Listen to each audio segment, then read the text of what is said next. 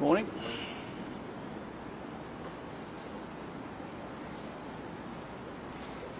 Before we start, Deb and I just wanted to say that there are reports coming out of Nanango of a tragedy, and Deb's had a briefing and we'll discuss this shortly, but there's no doubt that flash flooding always presents risks, and to hear of a loss of life is always troubling, and to the family of the victims, to the emergency services personnel, we pass on our sincere condolences at what is obviously a very, very difficult time. Governments that give up on integrity have the wrong priorities. Governments that give up on transparency oversee cultural waste. And so it is today that we wake to yet another revelation of multi-million-dollar losses, contracts given that didn't need to be, from a government that has its priorities all wrong. To hear of a contract north of $100 million that didn't go to tender, that was negotiated through a Labor lobbyist that's now banned in this state, shows you everything that you need to know about this government. Its ability to plan and properly deliver services is costing Queenslanders every day. And I look at the blowouts at the moment on the three major projects here in the southeast. Those blowouts alone could have funded 2 new hospitals. In the middle of a Queensland health crisis, the waste, the lack of attention to detail, poor planning, poor priorities cost Queenslanders every day. There is no doubt that now more than ever, Queenslanders desperately need infrastructure delivered on time and on budget. And if we don't learn to plan and deliver properly, the only legacy will be poorly planned, rushed infrastructure and a debt bomb that our kids will live with for a generation. Governments must plan properly, and governments have to have the right priorities. And so it is that we will continue to talk about the things that matter to Queensland, and they are things like cost of living, housing, law and order, and health. And today Deb and I will announce that our next town hall will be held in Kingaroy, and it'll be an opportunity for residents to come forward and tell their stories.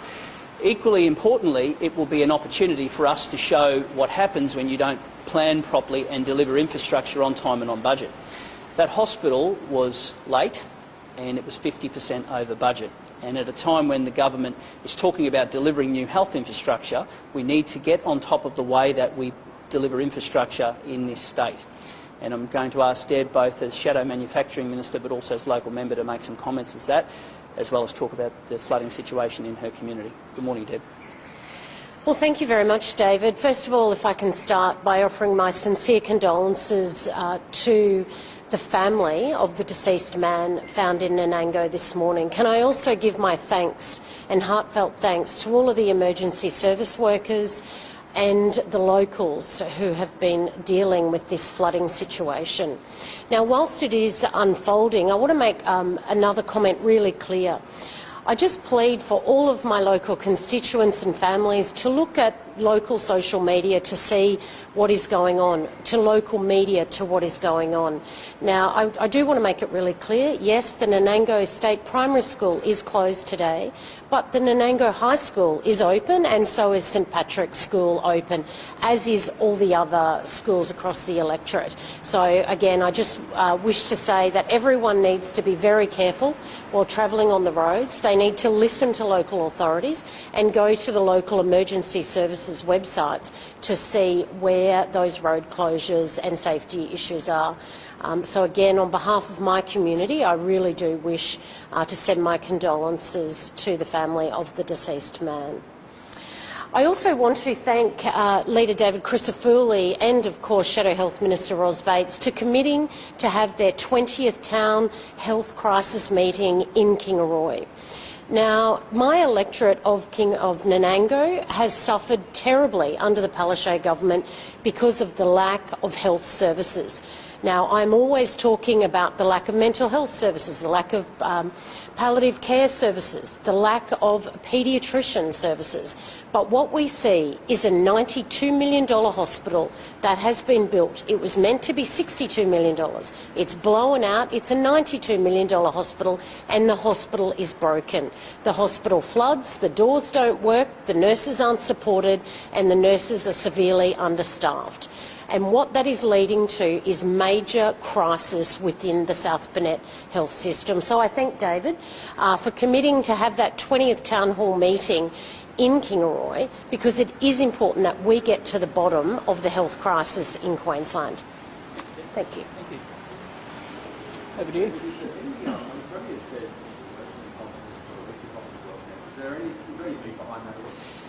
How on earth can something be commercial in confidence when it didn't go to a tender? That is money that is the property of Queenslanders, and they deserve the truth. And from the get-go, the whole Wellcamp scenario has been shrouded in secrecy, it's been cloak and dagger, and Queenslanders don't win when that is the case.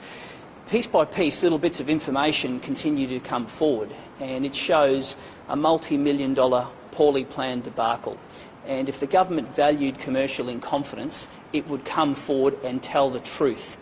If the government valued the long-term credibility that comes with state government contracts, it would come forward and tell the truth. And if the government valued transparency in this state, they would release those costs to Queenslanders.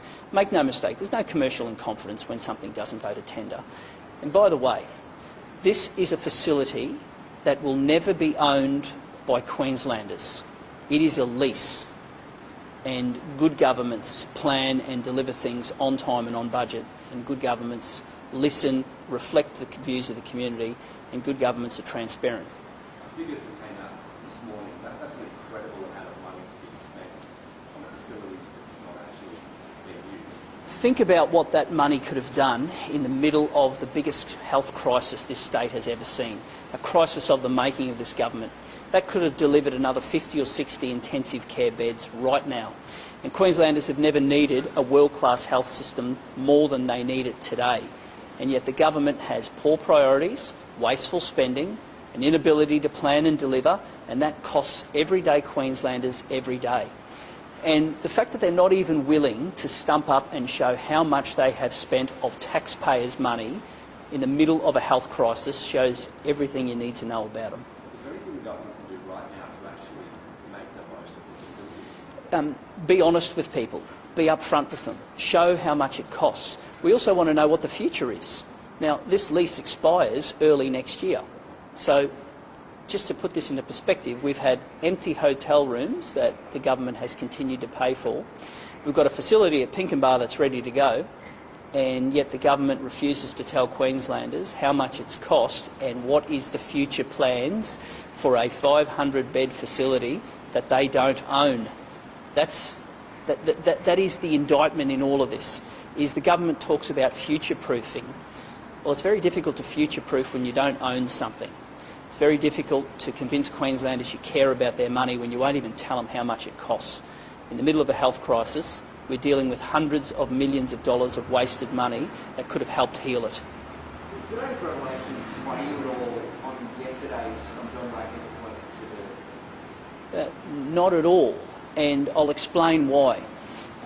Kerry Packer once said you only get one Alan Bond in your life. Well, I reckon John Wagner says you only ever get one Stephen Miles. Now I don't begrudge them for taking a proposal to government. The person I begrudge is Stephen Miles, who was prepared without any due diligence, without any tender, to embark on a proposal. I don't begrudge Aspen Medical for putting forward a bid to provide services. The fact that they haven't been used shows more about the government than the company. So this isn't about the individuals involved. They just put forward a bid that a government that can't plan and deliver things properly were willing to sign off on. And why? Because when governments are more consumed about integrity, that's when priorities fall through the cracks. When governments aren't interested in transparency, that's when waste overruns. And I made a comment before about the $3 billion in overruns. That's on 3 projects in the southeast at the moment. Cross River Rail, next stage of light rail on the Gold Coast, the Coomera Connector. Those blowouts are now more than $3 billion. Not the cost of the projects, the blowouts. That's 2 hospitals. That is 2 hospitals that could have been delivered. But they've given up on transparency, on accountability, on attention to detail, on valuing people's money.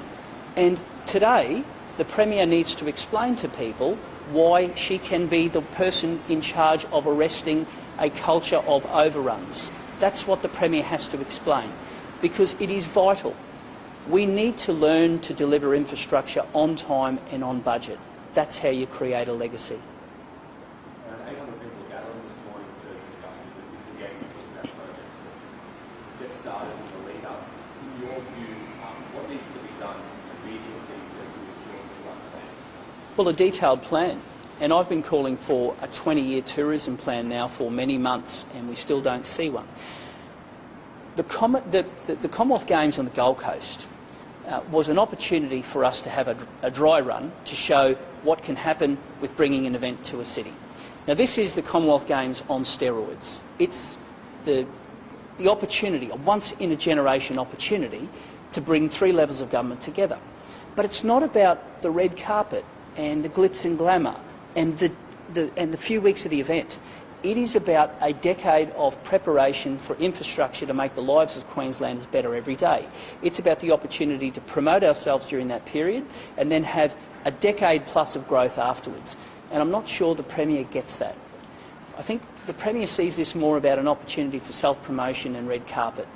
The only thing that we should be focused on rolling out is bitumen, not red carpet. This is about an opportunity for Queenslanders to get infrastructure that they need to make their lives better, not an opportunity for the Premier to improve her standing and her popularity on social media. That's the difference. When I talk about this event, I talk about how can we make Queenslanders' lives better in the decade leading up to it and the decade after. I'm not interested about photo opportunities for the few weeks that it's here. I'm interested about how we can tie three levels of government, the International Olympic Committee, the private sector, let's all get together with a common goal. And when I look at the infrastructure plan, I'm not sure the government understands that. We talk about the Gabba redevelopment, what a great opportunity that is, but there's no money in the forwards. There's no detailed planning. I talk about tourism, and yet no one's discussing in the state government how we can bring those new tourism infrastructure into play in the next decade so we have a fresh offering. I think the government sees this as a PR exercise rather than an infrastructure delivery project. Federal Treasurer Jim Chalmers has met with all the country's treasurers today. Yeah. If your government had a treasurer there with a seat at the table, what would you be advocating? We'd be saying to the federal government, work with us and deliver things for a generation for our state. We'd be saying before the election we were talking about 50-50 health funding, and nothing's changed with the election.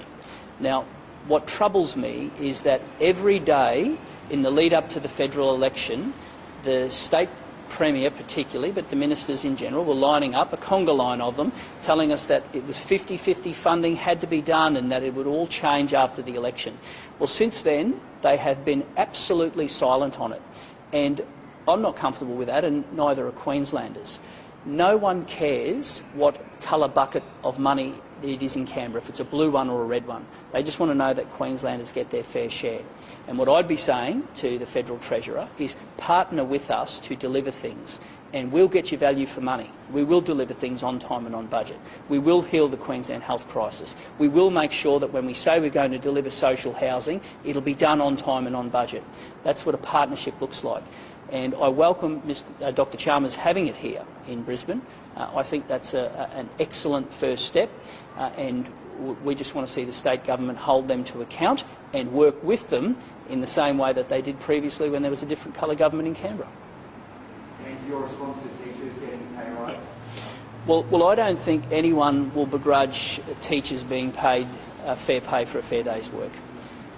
What they do begrudge is a state government that just can't keep its costs in line, and I've spoken about some of those blowouts. Teachers work hard. They deserve to be paid well.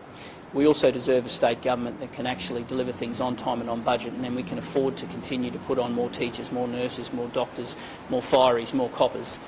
The reason why this state government has a problem with balancing the books is because they can't deliver things on time and on budget.